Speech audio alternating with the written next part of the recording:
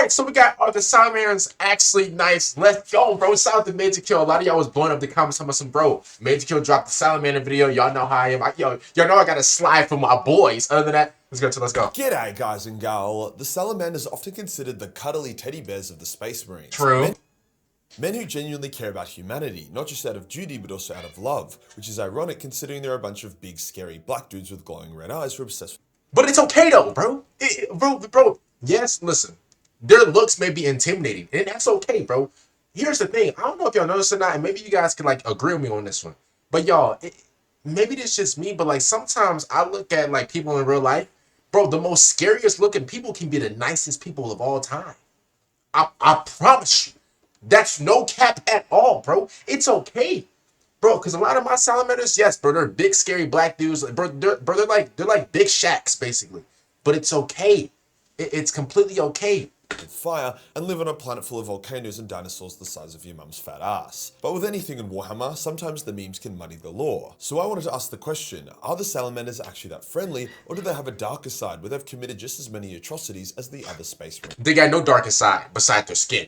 They have no darker side, bro. There's nothing darker than that skin of theirs. Everything else is pure light, bro. Just pure good. They've never done nothing wrong, y'all. Like, bro, y'all, comments, back me up on this one. Legions. Before we get started, the Major Minis Black Friday offer is nearly over, but why should you give a fuck? This is a newer video, so we're gonna let that ad play. Comment down below a Christmas tree emoji. You're gonna be entered into the Christmas giveaway on December 25th. Other than that, man, thank y'all so much for the support. I really appreciate it. And other than that, man, yeah.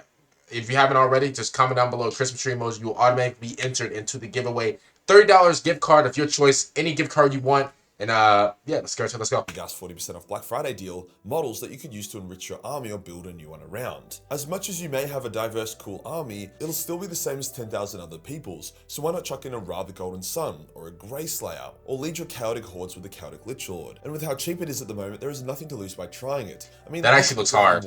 Fucking look at him. Is that not the sexiest motherfucker you've ever seen? You know I don't run these sales often, and come the weekend, everything is going back up. Go to town. I promise you won't regret it. We even formulated... Oh, that's actually hard. Wait, hold on.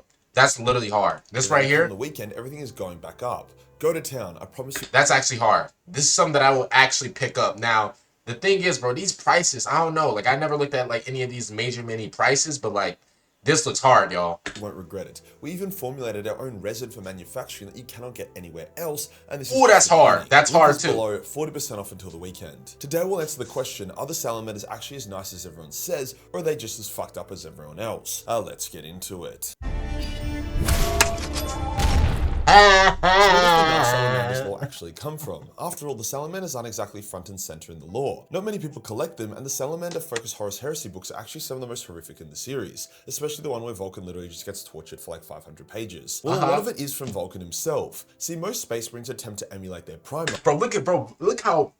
Just look how masculine he looks, bro. He eats his Wheaties, y'all. He eats his vegetables. Kids, if you want to be as big as Vulcan, bro, eat your vegetables, eat your Wheaties. Make sure you guys work out daily, you know, and just be nice, bro. Like, this is something that, like, man, like, only the 1% can accomplish, bro. To be this big, bro, and to be this stoic and to be that rich, bro, it's not, like, he's better than Ashton Hall. Like, bro, like, come on, bro, like...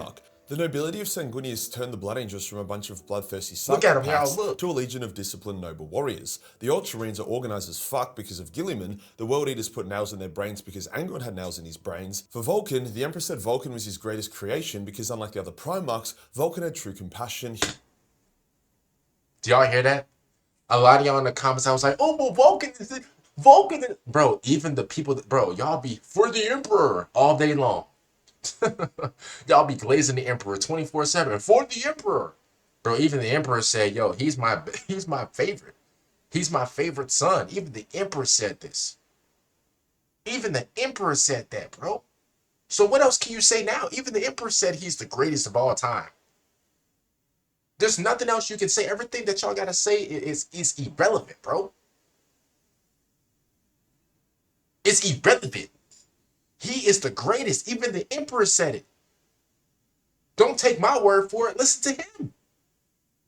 Humility and humanity. This is why the Emperor gave Vulcan and Vulcan alone the key to the Talisman of 7 Hammers. If the Imperial was to... Gave him the keys to the city. He gave Vulcan the keys to the city. Destroyed, he wanted Vulcan to be the one to make the call. When Vulcan was being tortured, as I mentioned earlier, a lot of the torture was psychological and was centered around brutally killing civilians in front of Vulcan or somehow making Vulcan kill them. Conrad knew Vulcan's empathy would cause him agony watching the people die. For example, one of the challenges / tortures for Vulcan, he made Vulcan hold up a slab of rock. If Vulcan dropped it, another slab would crush a bunch of people in the room next to Vulcan. Vulcan held it for as long as he could, but slowly it was lowering. And this is the person that y'all like, bro. Y'all like that school threat. What's his name? Conrad Courage. Y'all like him, bro. Y'all like him. I'm seeing people in the comments, yeah, go Conrad, yeah, bro. First of all, your name is Conrad, bro. Reevaluate your entire life if your name is Conrad. That's crazy work. Second of all, y'all like this dude, though. Y'all love this dude that tortured Vulcan.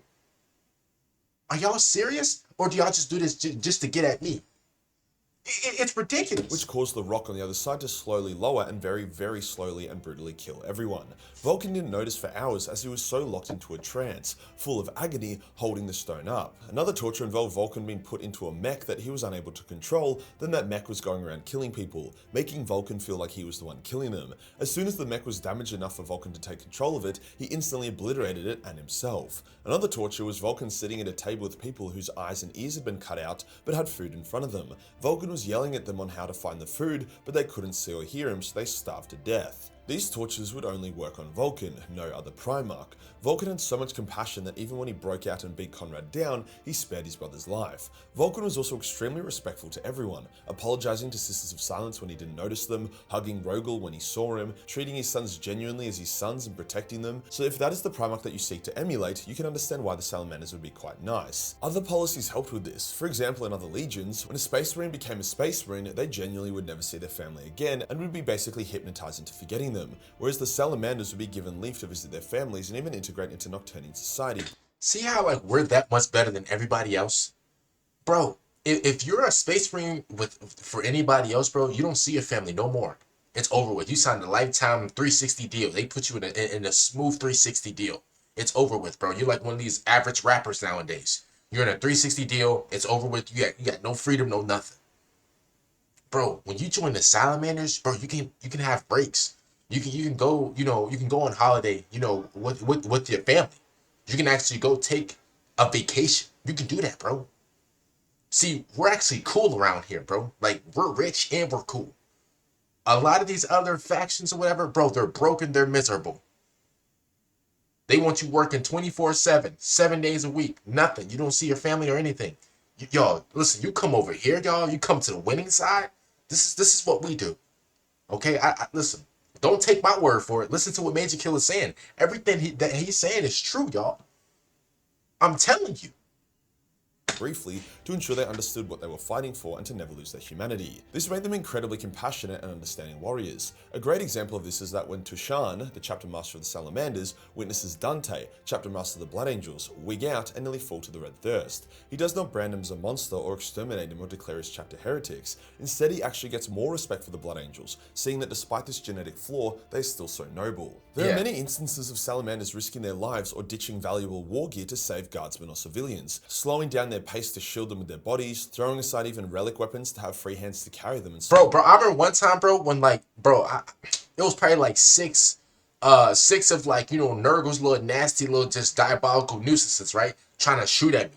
Bro, I remember, bro, like a Salamander legit hopped in front of my way and took all the bullets, bro. He basically did what Piccolo did for Gohan whenever Nappa threw that big powerful thing at Piccolo and he took the damage. And Piccolo was stunned like these because that powerful move almost shut him down.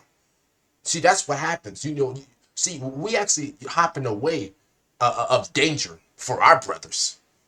We don't kick our brothers to the curb on some lame-ish. We don't do that, bro. The Salamander, we call it the Salamander way. The Salamander way, bro, we actually, bro, if there's a bullet coming through, bro, we would legit, we would like Eric Dickerson our way to jump in front of the bullet and just take it so nobody else behind us would be able to take it, bro.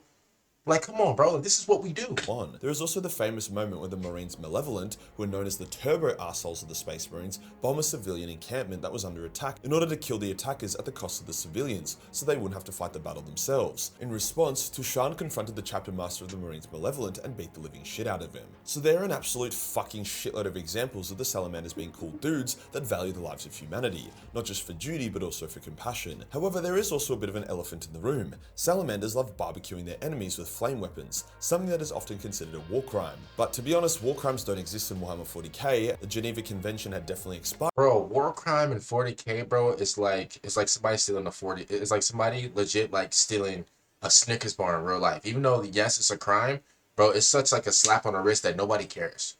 A war crime in 40k is literally like somebody breathing in real life. It's literally nothing. That's like the norm. Like what do we? A war crime is like that's literally the name of the game. Like By then, and just because the Salamanders are compassionate towards Imperial citizens doesn't Yeah. mean they are weak. The Uh-huh. Salamanders are just as ruthless and zealous when it comes to exterminating the enemies. we'll really give you the business. We'll really give you the business. Stop playing with us, bro. We really get like we really got, bro. We got like United States Marine type of like artillery, bro. Stop playing with us, bro. Stop playing with us, bro. We'll intercept stuff off the sky like Ed Reed. Stop playing with us. The Emperor. They have absolutely no issue murdering the fucking shit out of Xenos in whatever vicious way as possible. Also, Salamander flame weapons are like hot. It isn't like a burn that the enemy suffers for ages, they die extremely quickly. Flame weapons also purge orc spores, Nurgle contagions, and Tyranid biomass. They are extremely effective against most enemies. There was even a scene where the Death Guard tried to virus bomb Nocturne, but the atmosphere was so hostile that most of the virus got burnt up upon entry, and the rest was destroyed by the Salamanders basically using a flamethrower the size of a skyscraper to intercept it. So their fire weapons are no joke. Now yes, there was also the time that Vulcan incinerated an Eldar child, which while it was an alien, it was also a humanoid, sentient alien who had surrendered. The Night Lords also make the argument that they were significantly more merciful and kind than the Salamanders, as they would scare populations into submission with minimal damage and death, whereas the Salamanders would burn half a world. However, this isn't a who kills the least amount of people video. Also, in regards to the Elder child burning situation, as I know most of you guys haven't actually read that part of the lore and more so just see the memes. What happened? Exactly. Y'all always, bro. Y'all don't even know like the full story of it. I know the full story of it. You guys, bro, like you guys tried to spam that in the comments, like, oh, but he did do that to that elder kid. What about that? Like, first of all, it's not funny. Second of all, bro, y'all don't even know the full story. Watch Majorkill break it down because I already know everything. Happened is that there was a world that had humans on it that was invaded by the Salamanders and Night Lords in a joint campaign. The Yeah. Night Lords loathed the Salamanders due to their perceived weakness and compassion. The Salamanders loathed the Night Lords for their cruelty. The sad irony was that the world used to be invaded by the Dark Eldar, similar to how Nocturne was, but the Dark Eldar were driven out by other Eldar, who the Facts. humans now worshipped as their saviors. At the end of the campaign, civilians were being processed and a number of Eldar were captured.